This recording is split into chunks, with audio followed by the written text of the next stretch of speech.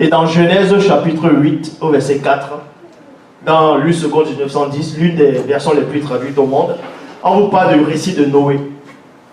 On vous parle de l'histoire de Noé. Il est dit, le 7e mois du 17e jour du mois, l'arche s'arrêta sur les montagnes d'Ararat. Et c'est ce que les archéologues essaient de vous dire à chaque fois qu'on a retrouvé l'arche, les anciens, sur le mont Ararat. Et il va vous expliquer c'est où se trouve le mont Ararat. Ok. Fait que pour ceux qui ne connaissent pas en fait où est le mont Ararat, si on regarde par rapport à le map actuel, vous allez voir que le mont Ararat, c'est à côté de la Turquie. On peut le voir ici en fait. Et c'est en Europe. Mais ça ne fait pas partie de l'Union européenne. Mais c'est dans l'Europe. Et puis, on s'entend que là, on parle de l'histoire des Noirs avant la dérive des continents. Je ne sais pas si entre vous, vous savez comment les montagnes se forment. En fait, les montagnes se forment à cause des plaques tectoniques. Fait qu'en fond, avant la dérive des continents, il n'y avait pas tout ça. Il n'y avait pas de montagnes. C'était un terrain. Il n'y avait pas de montagnes, en fait. Donc, et puis la Terre, c'était un seul continent. Voilà, comme il a expliqué tout à l'heure, au départ, c'était un seul bloc. Avant la notion de la dérive des fragments du continent. Parce que eux, ils jouent avec les mots, ils disent la dérive des continents. En réalité, on ne dit pas les continents. C'est un seul continent. Il n'y a pas les continents. L'Amérique, ce n'est pas un continent. L'Europe, ce n'est pas un continent.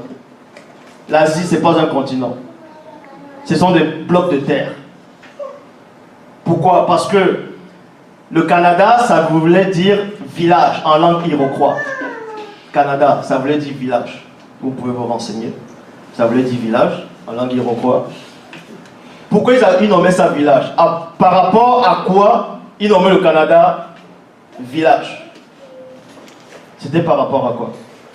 Parce qu'ils savaient que l'Afrique n'était pas un village. L'Afrique était, oui. Et pendant tu dis Canada, j'ai entendu les Portugais aussi qui m'ont dit, ça veut dire ici il n'y a rien. Voilà. Ouais. Voilà. Car c'est ici nada. Voilà. Ici il n'y a rien. C'est ça que les Portugais m'ont dit. Bien sûr. Le mot. Donc, si vous voulez comprendre l'histoire de Noé, comme il vous l'a montré tout à l'heure, on vous dit que l'arche est arrêtée sur le mont Ararat. Selon l'histoire, dans le continent européen. Et à cette époque, l'Europe n'existait pas. Pourquoi l'Europe n'existait pas? Donc, la Turquie ne pouvait pas exister, le mont Ararat ne pouvait pas exister. Et comme Elie vous a dit tout à l'heure, les montagnes n'existaient pas à cette époque. Pour que les montagnes puissent exister, il faut des grands tremblements de terre, des plaques tectoniques. Pour cela, dans Genèse chapitre 11, au verset 8, dans la Bible de l'épée, c'est pour ça qu'il existe plusieurs versions des Bibles. Dans d'autres versions, on vous dit que Dieu a fait en sorte que des langues apparaissent. Il a divisé les hommes sur toute la surface de la terre. Or, il y a une seule version, en tout cas, dans les Bibles classiques, dans Genèse chapitre 11 au verset 8, Bible de l'épée, comme vous pouvez voir, il est dit ici que Dieu a fracassé en fragments toute la face du continent.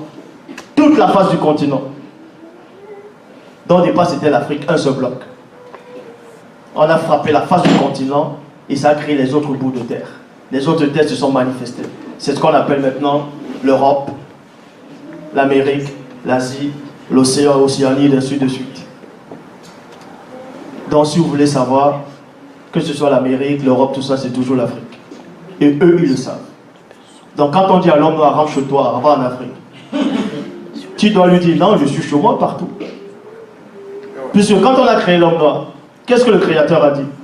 Je te donne la terre pour possession. Allez-y, remplissez la terre. On s'adressait à qui? À l'homme noir. Ça, c'est pas du racisme.